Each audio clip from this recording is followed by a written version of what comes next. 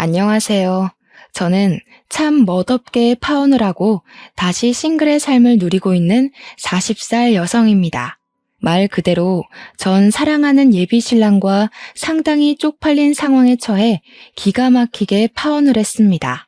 그때 일을 다시 회상하기만 해도 얼굴이 시뻘개진 상황이었죠. 제가 결혼을 준비하기에는 적은 나이가 아니기 때문에 사리분별 잘하고 야무지게 결혼할 줄 알았다고 생각한 사람들이 제 주위에 많습니다. 그런데 결혼을 막상 준비해보고 나니까 결혼은 나이가 중요한 게 아니란 걸 깨달았어요. 나이를 먹어도 어떤 난관이든 실수하는 사람이 수두룩하고요. 나이 어려도 똑똑한 사람 무지 많습니다. 인생은 어찌 보면 경험치 차이에 따라 선후배로 나눠져야 되는 게 아닌가 싶네요. 저는 잘 나가는 커리어 우먼입니다. 업무에 대해선 저 스스로 능력 있는 여자라 자부할 수 있지만 결혼 관념만큼은 사회 초년생이나 다름없는 사람이더라고요. 말을 나름 거창하게 표현해 저 스스로를 포장해봤지만 실상은 그냥 무지해서 바보같이 뒤통수 당한 사람이에요. 아직도 그날을 생각하면 소름보단 창피함이 몰려옵니다. 저의 잘못이란 걸 저 또한 무척 잘 알고 있으니 나이 먹고 왜 저러나 하는 시선보다는 저럴 수도 있겠구나 생각하며 들어주셨으면 합니다. 제게는 진실한 사랑이라고 느낄만 했던 시기가 좀 늦게 찾아왔습니다. 살면서 연애를 안 해본 건 아니지만 그동안 결혼하고 싶을 만큼 이렇다 할 남자가 없어서 짧게 만나고 헤어지길 반복했어요. 제가 나이가 드니까 당연히 연애를 시작한다면 언젠가는 결혼 얘기로 이어질 수밖에 없었는데 그럴 때마다 남자 쪽에서 먼저 뒷걸음질을 쳤습니다. 그래서 저는 평생 독거 인생으로 일만 하며 살다가 갈 줄 알았어요. 근데 사람에게는 다 때가 있고 기막힌 운명이 있다더니 한날 난생 처음 결혼하고 싶다는 마음을 느껴보도록 해준 상대가 나타났습니다. 당연히 예비 신랑의 존재였고 저는 그 만남을 특별하게 생각했어요. 저는 음악 쪽으로 직업을 가지고 있는 사람입니다. 제가 운영하는 학원에 예비 신랑이 수강생으로 들어왔었어요. 지금 생각하면 예비 신랑이 제게 의도적으로 접근했다는 걸 알겠는데 그때만 해도 제가 남자를 안 만난 지 너무 오래되어 순진했던 것 같습니다. 예비 신랑은 저보다 5살이 어린 친구였어요. 당연히 초반에는 예비 신랑을 남자로 생각하지 않았습니다. 5살 차이면 제 인식에선 저의 또래가 아니라 한참 어린 친구였거든요. 그런 친구에게 호감을 느낄 건더기도 없었지만 제게 호감을 표시해 줄 거라고도 생각을 못했어요. 그래서 예비 신랑이 처음으로 제게 호감 표시를 했을 때 바로 선을 그었습니다. 하지만 예비 신랑 고집도 보통이 아니더라고요. 제게 근 1년이나 일관된 마음을 보여주는데 기간이 길어지니까 그게 단순한 호기심이 아닌 진심이라고 제가 착각을 해버렸지 뭡니까. 지금 생각해보니 참 우스운 착각이었네요. 그렇게 제가 마음을 열자 그 이후 예비 신랑의 표현은 좀 더 적극적으로 이어졌습니다. 부담스럽지 않은 선에서 예비 신랑이 제 사적인 영역을 조금씩 침범해왔고 나중에는 제가 예비 신랑이 곁에 있는 걸 당연하게 생각될 정도로 함께 하는 날이 늘어갔어요. 자연스레 연락을 주고받는 건 물론이고 돈 없는 학생이었던 예비 신랑은 제 학원에 자처해서 아르바이트를 하기도 했습니다. 아침부터 귀가 전까지 둘이서 같이 시간을 보내다 보니까 예비 신랑의 존재가 제 편견 속 어리기만 한 모습과는 다른 장점들도 많이 보이더라고요. 나이에 비해 꽤 현실적이었고 실속 있다는 것 외에도 애늙은이처럼 말하는 본색 또한 상당히 어른스럽고 중후했습니다. 예비 신랑과 같이 있으면 오히려 제가 예비 신랑보다 떨어지는 기량을 가진 것 같기도 했어요. 한참 즐기고 놀만한 나이인데도 늘 자기 일에 열심인 예비 신랑에게 배울 점이 많아서 더 좋았습니다. 제 감정이 예비 신랑과 마음이 같아지고부터는 저희 관계가 속전속결로 이루어졌어요. 귀엽게도 제 마음이 뭐라고 예비 신랑은 그걸 굉장히 고마워하더라고요. 저희는 연애를 하면서 더 사이가 깊어졌습니다. 저보다 예비 신랑이 가진 마음의 속도가 더 빨랐는데 예비 신랑은 이미 저랑 결혼까지 할 생각으로 만나고 있었다더군요. 나는 자기처럼 청순한 여자랑 결혼하는 게 소원이었어. 마음이 청순한 사람은 요즘 세상에 생각보다 찾기 어렵거든. 그런데 내가 볼 땐 자기가 딱 그래. 그래서 결혼을 한다면 자기랑 할 거야, 나는. 마음씨 깨끗한 여자를 원했다면서 제게 은근슬쩍 결혼 얘기를 한 번씩 꺼냈었어요. 그때마다 장난기 어린 분위기와는 다르게 표정이나 눈빛이 진중하여 저도 모르는 사이 예비 신랑에게 빠져들었죠. 예비 신랑은 30대 초중반인데도 모은 돈이 상당했습니다. 이미 자기 명의의 집도 있고 차도 있는 능력남이라 우리가 당장 결혼을 하더라도 형편에는 문제는 없는 여건이었어요. 저 또한 나이도 나이지만 열심히 살았기 때문에 재력이 평타 이상은 되는 수준이었거든요.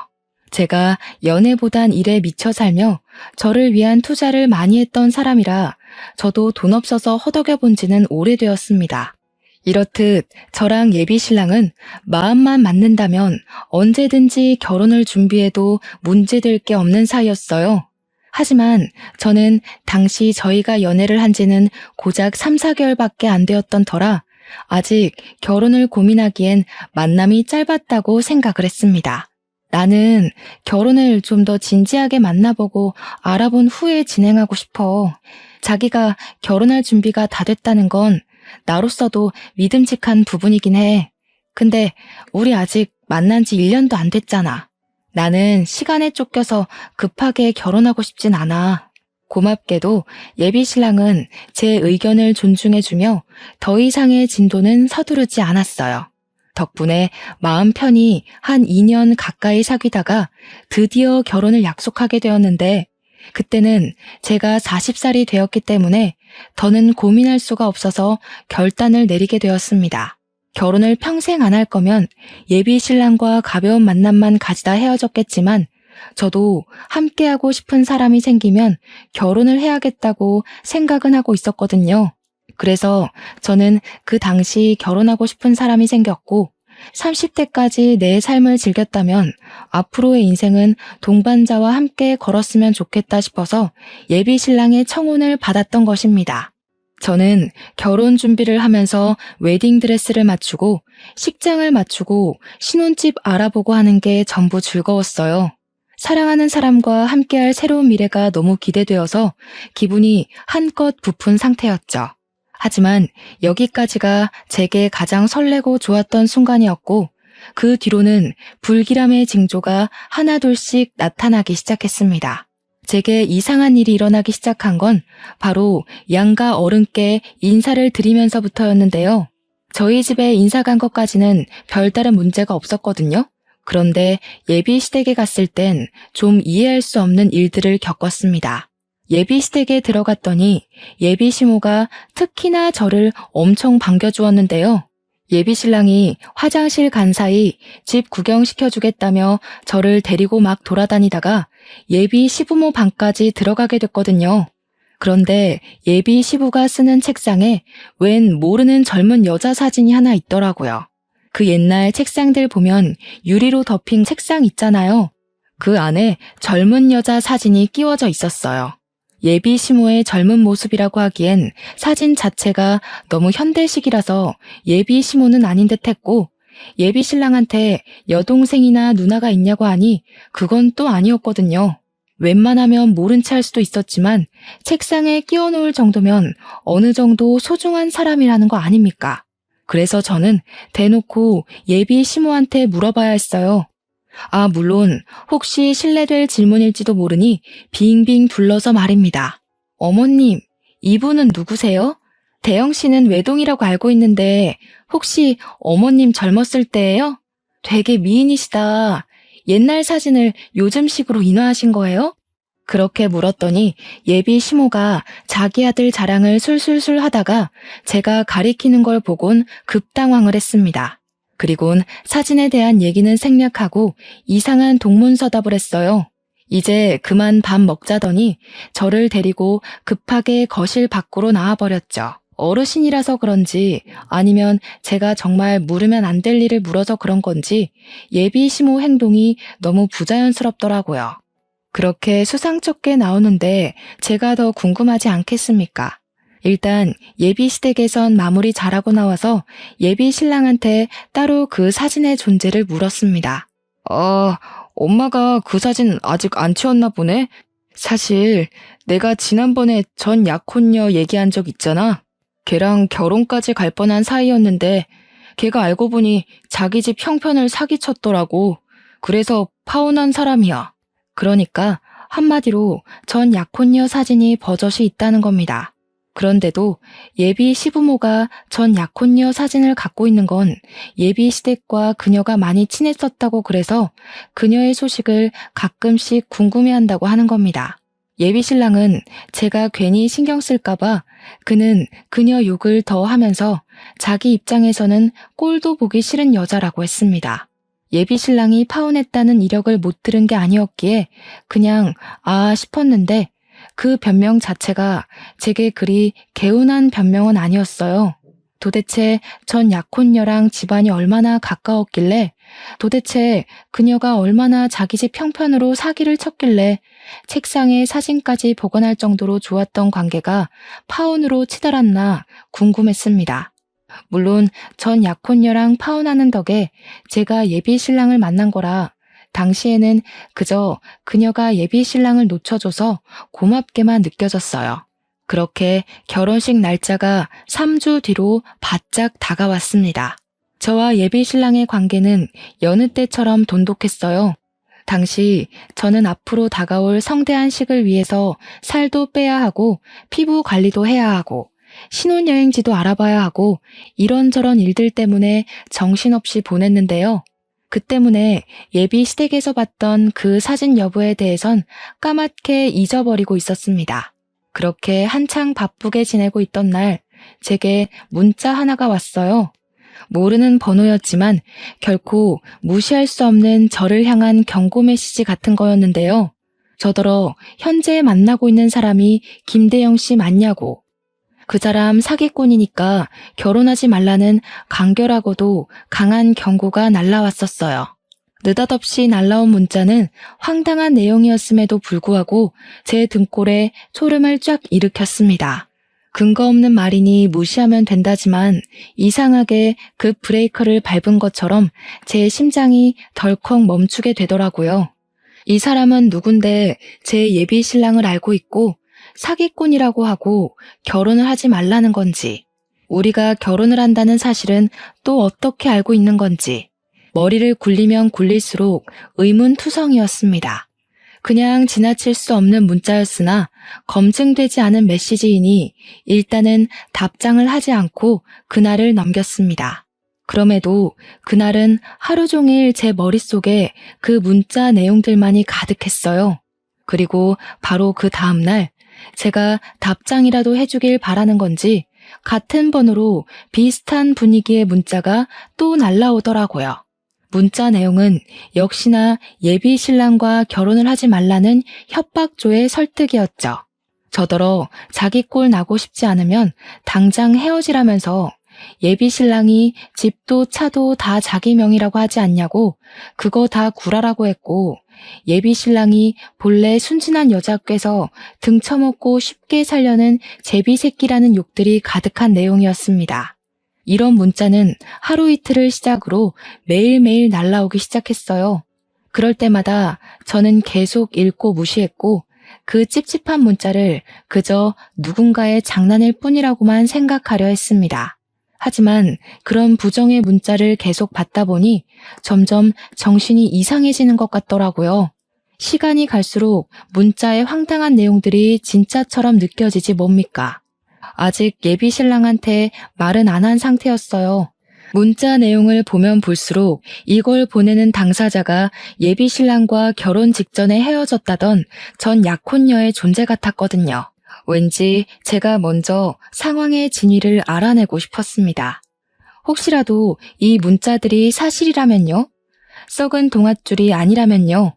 당연히 제게 더 소중한 사람의 말을 믿어야겠지만 아마 다들 이런 의문의 메시지를 받는다면 대부분 흔들릴 거라고 생각합니다. 무슨 첩보 영화도 아니고 제가 왜 이런 수상쩍은 메시지를 받으면서 파혼을 협박당하고 있는 건지 당시에는 이것만으로도 충분히 현실적이지 못하다는 생각도 했었어요. 믿어야 되나 말아야 되나 그걸로만 고민한 지 한 2주 정도 되었을 때 저는 더 이상 혼자서 이 사실을 감당 못할 거라고 보고 예비 신랑에게 그간 받았던 문자 내용을 밝히기로 마음을 먹었습니다. 그래도 결혼식을 일주일 앞둔 예비 신부 입장에서 당연히 예비 신랑 쪽을 믿어야겠다는 일말의 신의로 물어본 거였죠. 대체 이 여자는 누군데 자기더러 사기꾼이래? 대꾸 안 하려고 했는데 솔직히 내가 결혼할 남자로 자꾸 이런 소리 들으면 나 좀 불안하거든. 제가 받은 문자를 보자마자 예비 신랑은 사색이 되더니 깜짝 놀라더군요. 그러고는 왜 진작 얘기 안 했냐고 갑자기 성질을 내더라고요. 그러다가 또 혼자 진정해서는 저를 안아주었습니다. 내가 예전에 전 약혼녀 얘기했었지. 걔가 나한테 집안 사기쳐서 파혼했다고 했잖아. 나한테 보복하려고 너 신상캐서 이 짓 하는 것 같은데 당장 차단해. 상대해줄 가치도 없는 여자야. 보복을 무슨 이런 식으로 하는데? 내 번호는 또 어떻게 알아서 이러는 거래? 이거 엄연히 범죄야. 자기도 이 여자가 이러는 거 몰랐을 정도면 이거 경찰에 신고해야 돼. 하는 짓이 정말 스토킹이잖아. 원래 뭐 없는 애들이 더 그리 추잡하게 나오는 거야. 그런 애들은 신고해도 답이 없어. 내가 진짜 알아서 할게. 돈 몇 푼 쥐어주면 더는 안 이럴 거야. 돈 몇 푼을 쥐어주는 것도 제 입장에서는 이해가 되지 않아서 예비 신랑을 말렸습니다. 그냥 신고하면 경찰이 생각보다 깔끔하게 처리해준다고 말했더니 예비 신랑이 절대적으로 자신이 알아서 하겠다는 의사를 보이더라고요. 그렇게 혼자서 갈팡질팡한 태도를 보이던 예비 신랑은 제 휴대폰을 가져가더니 전 약혼녀 번호를 차단했습니다. 이미 그런 행동만으로도 예비 신랑의 존재가 제게는 부자연스럽게 비쳤어요. 하지만 문제는 제게만 오는 문자가 아니었다는 겁니다. 문자는 그저 약과에 불과했는데요. 한날 엄마한테서 전화가 오더라고요. 받았더니 뭐라는 줄 아시나요? 아직도 이 부분은 기가 찹니다. 선주야, 나한테 이상한 문자가 하나 왔다. 어떤 사람이 네 신랑더러 뭣도 가진 것 없는 빈털털이니까 집안 망하기 싫으면 딸 결혼 말리라면서 이상한 소리를 하네. 이게 다 무슨 말이니? 이 문자 받고 네 아빠랑 얼마나 놀랐다고. 이때부터 저는 이게 예산일이 아니라는 걸 본능적으로 느꼈어요. 그 여자가 도대체 우리 엄마 연락처는 또 어떻게 알아낸 건지 이젠 어처구니가 없더라고요. 저는 일단 엄마를 안심시킨 후에 그 여자를 수신 차단하라고 시켰습니다. 그리곤 예비 신랑한테 제 엄마 사정까지 얘기를 했어요. 우리 엄마 전화번호까지 알아냈어. 이래도 내가 이걸 그냥 넘겨야 하는 일이야? 결혼식까지 얼마 안 남았는데 이 여자 하는 짓이 점점 더 심해지고 있잖아. 이러다 이 여자가 우리 결혼식까지 찾아와서 깽판 치겠어. 미안해. 나도 얘가 이렇게 정신 나간 애인 줄 몰랐어. 어떻게든 내가 알아서 처리할게. 우리 결혼은 아무 문제 없을 거야. 지난번에도 알아서 하겠다고 신경 쓰지 말랬잖아. 그런데 자기가 아무것도 못할 동안 이 여자가 지금 우리 엄마 전화번호까지 알아낸 거 아니야. 이런 소리 하기 싫은데 왜 자기 과거 여자 때문에 우리 부모님이 불안에 떨어야 돼? 나 이거 신고할래. 기분 나빠서 못 참겠어. 제발 나 좀 믿어줘. 얘가 아무래도 내가 찾는 거 눈치채고 갑자기 숨어버린 것 같아. 얼마 전에 마주쳤는데 도망친 이후로 못 찾고 있어. 이러면 경찰에 연락한다고 해도 말짱 도루묵이야. 나 조금만 믿고 기다려주라, 응? 우리 결혼식은 절대 차질 없게 할게. 예비 신랑은 제게 절절매며 사과를 하더니 한 3일은 연락이 없었습니다. 우리 결혼식은 고작 4일 앞으로 다가왔는데 갈수록 뭔가 잘못되고 있는 듯해 불안했어요. 그렇게 3일 뒤 새벽 늦게 예비 신랑한테서 문자가 왔는데 혹시 전 약혼녀가 찾아간다면 절대 문 열어주지 말라는 연락이었습니다. 이건 또 뭔 소린가 싶어서 보자마자 화가 났어요. 저는 신혼집 들어가기 전까지 부모님 집에 머물고 있는 중이었거든요. 혹시라도 무슨 일이 생길지도 모른다는 예비 신랑의 주의를 듣자 온몸에 공포가 싹 오르더라고요. 그날 예비 신랑과 통화를 하면서 어떻게 된 사정인지 물었는데도 예비 신랑은 전 약혼녀를 만나지 못해 찾기만 하다가 포기를 한 상태라고 했습니다. 그래서 혹시 우리 집을 찾아가기라도 할까봐 미리 주의를 주는 거라 했어요. 그러면서 미안하다는 말까지 꼭 덧붙였고 피해는 없도록 하겠다는 신뢰성 없는 말로만 저를 위로했죠. 그 일 때문에 예비 신랑과 새벽 내내 통화를 하느라 밤잠을 샌 저는 피곤한 몸으로 출근을 강행했습니다. 그리고 문을 열고 나가자마자 풍기는 악취 때문에 선졸음마저 다 깼을 정도로 놀라고 말았어요. 대체 이게 무슨 냄새인가 싶어 주위를 둘러보다 발견을 한 건데요. 세상에나 우리 집 대문 뒤에 웬 사람 똥이 있는 거 아니겠어요? 그냥 모양새나 굵기 등을 봐선 분명 사람 똥 같았습니다. 그리고 그게 조금 뭉개져 있었는데 밟은 것도 아니고 누가 인위적으로 손을 이용해 퍼낸 모양새로 놓여 있더군요. 그 모양새가 가리키는 징조는 바로 제 눈앞에서 확인이 되었어요. 우리 집 바깥 문고리에 똥이 처발러서 굳어 있더라고요. 저는 그 자리에서 악 소리를 지르며 기겁하고 집 안에 들어갔습니다. 제 비명소리에 부모님이 저를 걱정해서 뛰쳐나왔고 저는 부모님께 상황 설명할 새도 없이 그 자리에서 바로 경찰서에 신고를 해버렸어요. 얼마 뒤 경찰이 우리 집을 찾아왔는데 제가 사정을 설명하기도 전에 문 밖에서 이미 상황 파악을 한 듯 했습니다. 누가 그랬는지 지피는 사람 있냐는 경찰의 말에 저는 당장 예비 신랑의 전 약혼녀를 불렀어요. 전화번호 말고는 모르는 사람인데 그동안 받은 협박 문자까지 보여주면서 이상한 스토킹을 받고 있었다고 고발했습니다. 경찰은 제가 준 전화번호와 건물 내 CCTV를 이용해서 전 약혼녀의 인상착의를 확보해 바로 추적에 들어갔어요. 그렇게 얼마 뒤 전 약혼녀를 붙잡았다는 연락을 받았습니다. 예비 신랑이 그렇게 못 찾겠다고 헤매기만 했던 전 약혼녀를 12시간도 안 돼서 잡은 거였어요. 물론 예비 신랑 입장은 경찰이 아니니까 능력 면에서 경찰보다 뒤떨어졌다는 걸로 이해를 했었던 부분입니다. 어쨌든 저는 경찰 연락을 받자마자 당장 그 여자의 두꺼운 낯짝을 확인하고 싶었어요. 그날 연차를 낸 저는 서둘러 경찰서에 달려갔고 그곳에서 범인이라고 앉아있는 한 여자를 보았습니다.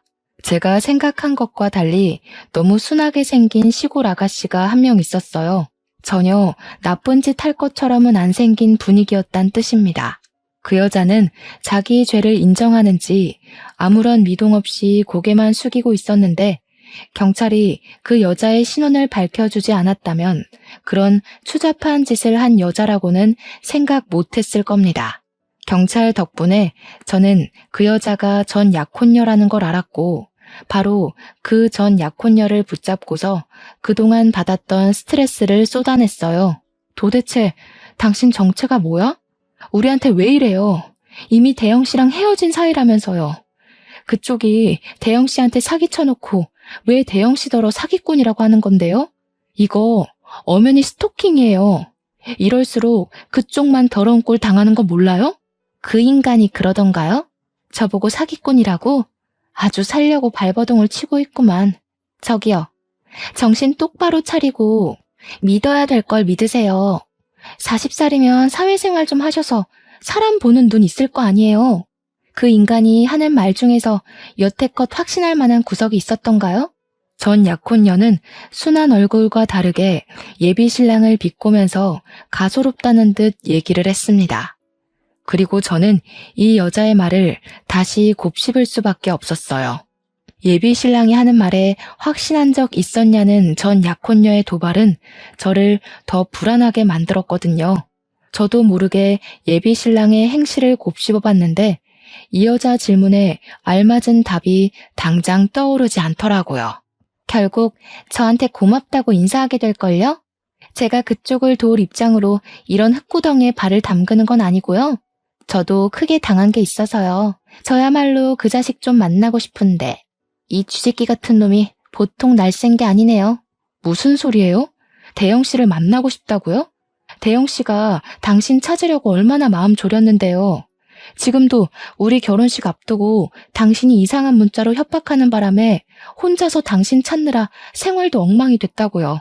그 자식이 말은 참 잘하죠. 전생에 진짜 들쥐라도 됐나 봐요. 어쩜 그렇게 쥐구멍을 잘도 찾아서 빠져나가는지. 그쪽이 아직도 상황 파악 못하는 것 같아서 말하는데 공생이랑 기생을 좀 구분하세요. 제가 당시 너무 정신없어서 경찰서까지 갔던 상황을 아직 예비 신랑한테 얘기 못하고 있었는데요. 지금 생각해보면 예비 신랑한테 바로 얘기 못했던 게 천만 다행이었던 것 같아요. 제게 다소 세게 발언하면서까지 전 약혼녀가 저를 정신 차리게 하려던 건 다 이유가 있었더라고요. 이제부터 밝혀질 전 약혼녀와의 얘기와 그녀가 제게 보여준 증거물은 예비 신랑 때문에 낭떠러지로 떨어질 뻔한 저의 인생을 구제해 주었습니다. 그 새끼 돈 많은 척 다 가진 척 하면서 마음이 청순한 여자가 이상형이라고 안 해요?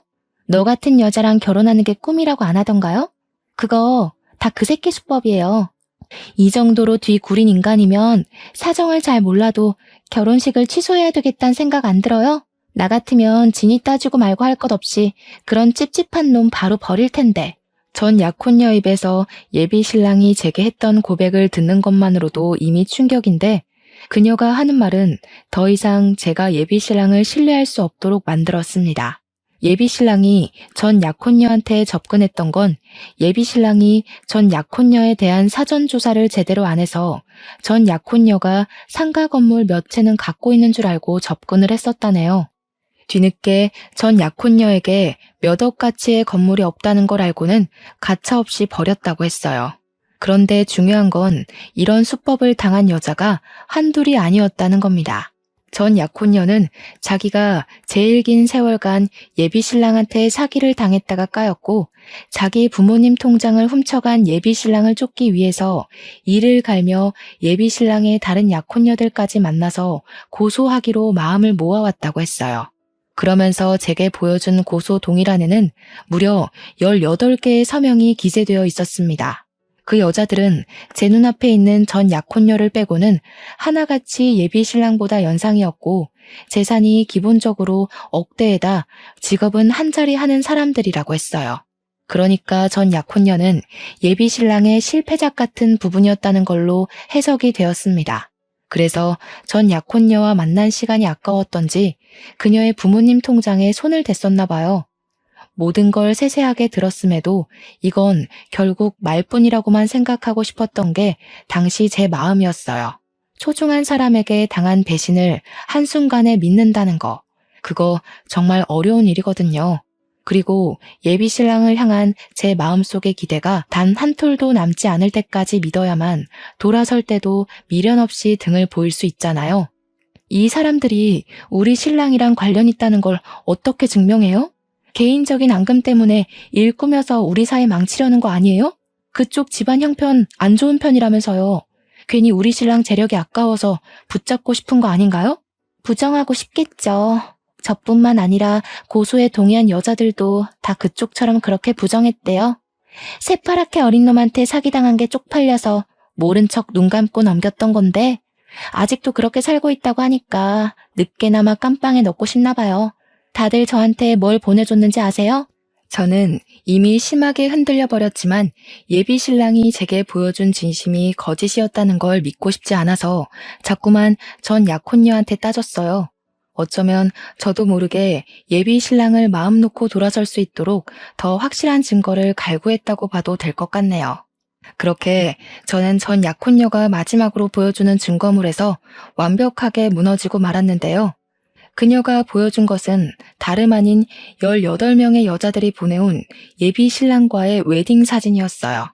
그 순간 저는 남아있던 일말의 기대마저 내려놓고서 그만 주저앉고 말았습니다. 결혼식을 고작 3일 앞둔 날이었는데 저의 모든 앞날이 와르르 무너져 앞이 깜깜한 기분이었어요. 머릿속이 새하했죠. 전 약혼녀는 이미 경찰한테 이 사실을 밝혔는지 경찰 쪽에서 이미 예비 신랑을 체포하러 갔다고도 했습니다. 아니나 다를까 그 타이밍에 예비 신랑이 개 쌍욕을 하면서 들어오는데 제가 주저앉아 있으니 예비 신랑은 저를 보지 못한 채 전 약혼녀만 봤는지 예비 신랑이 갑자기 경찰을 밀치고서 전 약혼녀를 덮치러 뛰어오더라고요. 야, 이 거지 같은 년아. 만날 때도 그렇게 거지 근성 드러내면서 사람 발목 붙잡더니 날 끝까지 뒤쫓으시겠다. 너네 부모 돈 때문에 그러냐? 나도 너 만났던 시간 아까워서 보상 좀 받으려고 했던 건데 참 더럽다 더러워. 야, 비렁뱅이 돈 같은 거 안 받을 테니까 들고 꺼져. 더는 내 결혼 방해하기만 해봐. 예비 신랑은 도중에 경찰한테 붙잡히는 바람에 전 약혼녀 가까이는 오지 못했고 그렇게 멀찍이서 소리만 고래고래 질렀습니다. 듣자 하니 전 약혼녀 말대로 이 여자 부모님의 돈을 훔친 것도 맞고 예비 신랑의 말씨가 저급하다는 것도 알겠더라고요. 전 약혼녀를 대하는 태도만 봐도 제가 들은 모든 사실이 루머가 아니라는 것 정도는 눈치챌 수 있었습니다. 충격에 한참 주저앉아만 있던 제가 뒤늦게 자리에서 일어나니까 예비 신랑이 깜짝 놀라서 그대로 다리에 힘이 풀리더라고요. 그 처량한 꼴이 예비 신랑의 실체를 보여주는 것 같아서 더 울분이 터졌습니다.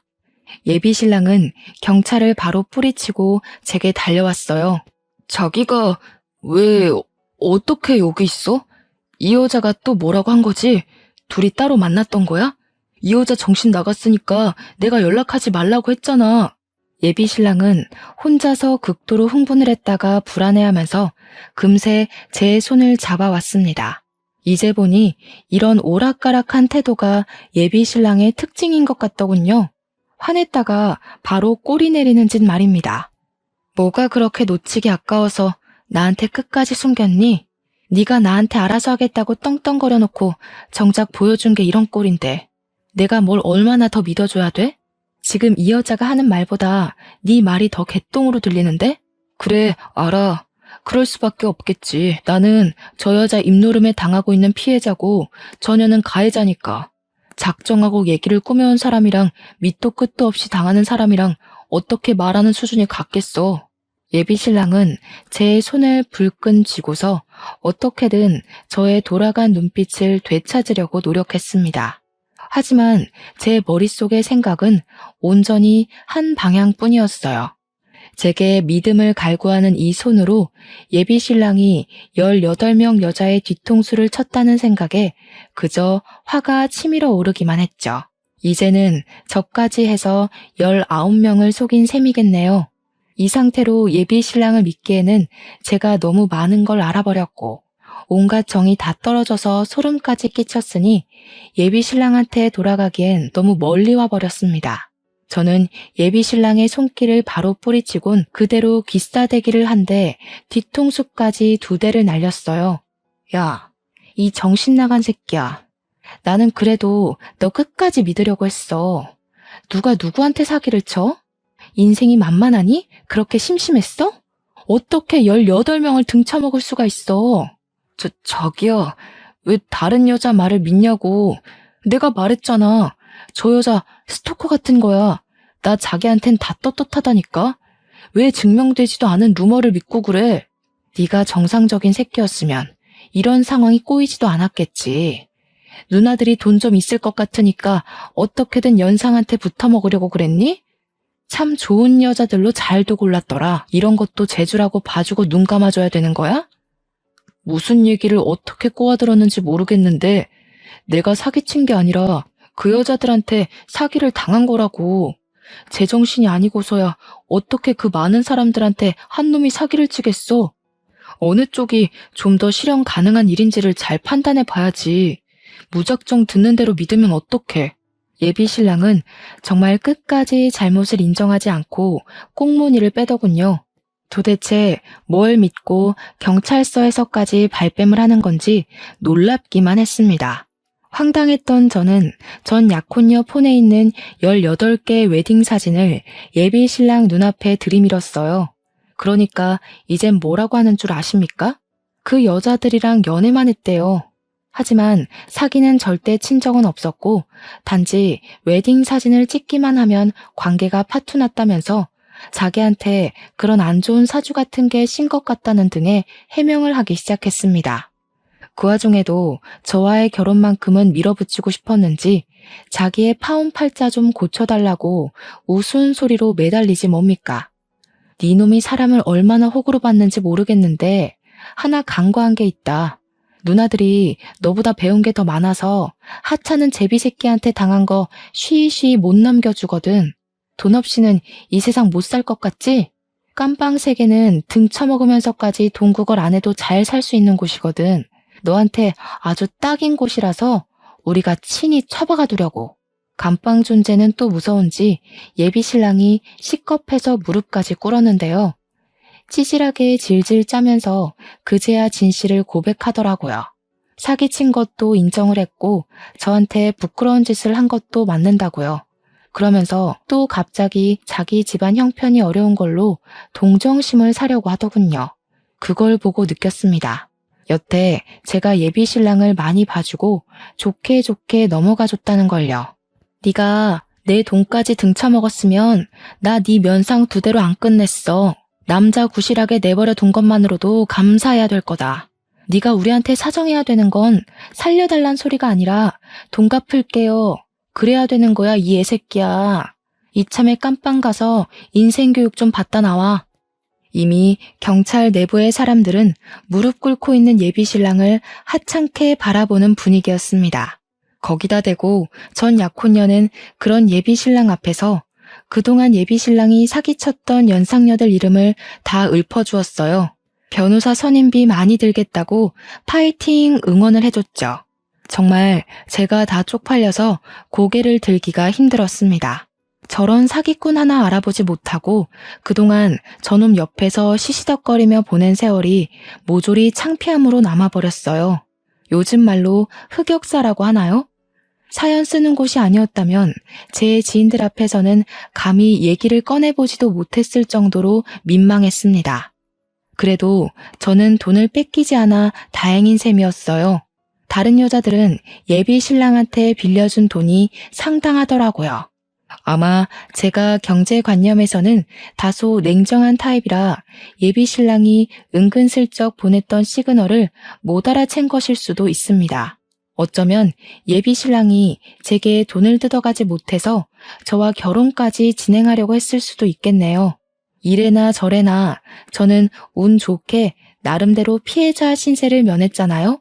전 약혼녀들의 존재는 저를 공포스럽게 만들었지만 그들 덕분에 인생을 구제받은 셈이니 저는 예비 신랑 고소하는 데는 힘을 보태주기로 했어요. 다시는 이딴 사기꾼 새끼가 사람 마음 가지고 돈을 해먹는 일이 없도록 SNS에 신상까지 까발렸습니다. 저뿐만 아니라 18명 여자들도 전부 도움을 보태주는 덕에 예비 신랑 얼굴을 알리는 건 순식간이었어요. 아, 그리고 전 약혼녀는 저희 집에 똥 처바른 처벌을 따로 받게 되었는데요. 제가 그것만큼은 도무지 이해가 안 돼서 대체 왜 그랬냐고 다시 한 번 더 물었습니다. 그러니 전 약혼녀가 하는 말이 저한테 강하게 충격을 주지 않으면 또 예비 신랑한테 끔뻑 속는 피해자가 생길 것 같아서였다고 해요. 당연히 사람 똥은 아니고 개똥을 모아서 만들어 놓은 거라고 했습니다. 전 약혼녀는 뒤늦게나마 제게 진심으로 사과를 했어요. 그 여자의 말이 변명이었든 아니든 간에 제가 납득할 수 있을 만한 해명이었습니다. 실제로 제가 그런 강력한 방법 덕분에 제가 예비 신랑을 떼어놓을 수는 있었잖아요. 그래서 저는 전 약혼녀 쪽에서 문짝 전체를 배상하는 걸로 하고 합의해줬습니다. 그리고 고소 진행도 방지턱 하나 없이 속전속결 진행되었어요. 예비 신랑은 수많은 대상을 상대로 대략 6억 원가량을 상습 사기친 죄로 4년 유기징역에 처해졌다고 들었습니다. 제가 맞은 뒤통수의 세기에 비하면 아주 허망한 결론이었지만 그래도 불구덩이에 발 담그기 직전에 빠져나올 수 있어 다행으로 보려고 해요. 그런데 역시나 잘못 밟을 뻔했던 똥은 근처만 가도 냄새에 배이는 법인가 봐요. 예비 신랑이 잘못되었다는 사실 때문에 예비 시댁에서 제게 따로 연락이 왔었는데 저를 뭘 얼마나 봤다고 엄청나게 배신을 당한 것처럼 원망을 하더라고요. 내가 너 그렇게 안 봤는데 감히 내 아들을 감옥에 보내? 내 아들이 무슨 사기를 쳤다고 그러냐? 여태까지 아무런 문제 없이 효도하면서 잘만 살아온 착한 아들이야. 어디 그런 쪽팔린 이유를 만들어다가 남의 집 귀한 자식한테 먹칠을 해? 이보세요. 저희가 상견례 안 한 이유는 뭔 줄 알고 큰 소리세요? 그쪽 아드님께서 그쪽들이 말실수라도 할까봐 입막음 시키려고 생략한 거랍니다. 긴 말하기 싫고 아드님 쪽팔린 죄명을 믿든 말든 그건 내 알 바 아니고요. 이미 피해자들이 그놈 잡아먹으려고 쌍심지를 켜고 있어요. 아들 목숨 건사하길 바라면 사기꾼 부모답게 집안에 꽁꽁 숨어서 사시는 게 좋을걸요? 그날 예비 시모 전화를 깔끔하게 마무리했지만 왠지 이쪽 사정을 예비 신랑의 전 약혼녀한테 알려주고 싶더라고요. 예비 시댁에서 전 약혼녀랑 많이 친했었다고 했잖아요. 그래서 전 약혼녀한테 예비 시모 연락처를 넘기며 예비 시댁의 입장을 전달해 주었습니다. 그랬더니 전 약혼녀가 예비 시모한테 바로 전화를 걸었나 보더라고요. 예비 시모가 엄청 환대를 했다는데 거기다 대고 전 약혼녀는 자기 돈 내놓으라면서 당신 아들이 우리 부모님 돈 훔쳐갔다고 고래고래 소리를 질렀다네요. 예비 시모가 식겁하고 전화를 먼저 끊었는데 전 약혼녀가 끈질기게 연락을 하며 끝까지 돈을 갈구하고 있다고 했습니다. 그 말을 듣고 예비 시모 표정이 상상되어 얼마나 웃겼는지 몰라요. 동시에 좀 씁쓸한 감정이 밀려오는 건 어쩔 수가 없더라고요. 살면서 사기를 당하게 될 줄은 몰랐는데 그게 내가 사랑하는 사람 때문이라는 사실은 제게 큰 공허감을 주었습니다. 고작 별 볼 일 없는 사기꾼의 행각에 노란한 것이지만 그것에 제 인생 가치관이 크게 흔들려 버렸잖아요. 아마 당분간은 일에만 몰두하지 않을까 싶어요. 앞으로도 쉽게 결혼을 생각해 보는 일은 없을 것 같습니다. 그동안 많이 안다고 자부했던 제 자신을 반성하게 되는 시간이기도 했으니 불행을 이쯤에서 막은 걸 행운이라고 생각하렵니다.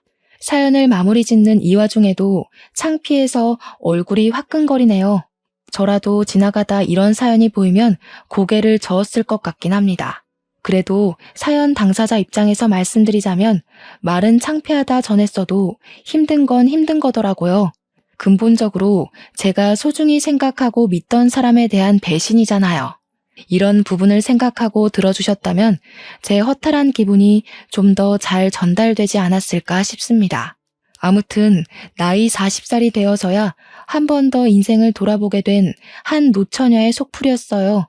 재미있게 들어주셨다면 감사하고 쓴소리 한마디 던지겠다면 달게 받겠습니다. 그럼 늘 인생 평안하시고 부름만 쏙쏙 골라서 피해가는 지혜를 잔뜩 받으시길 기원할게요. 감사합니다.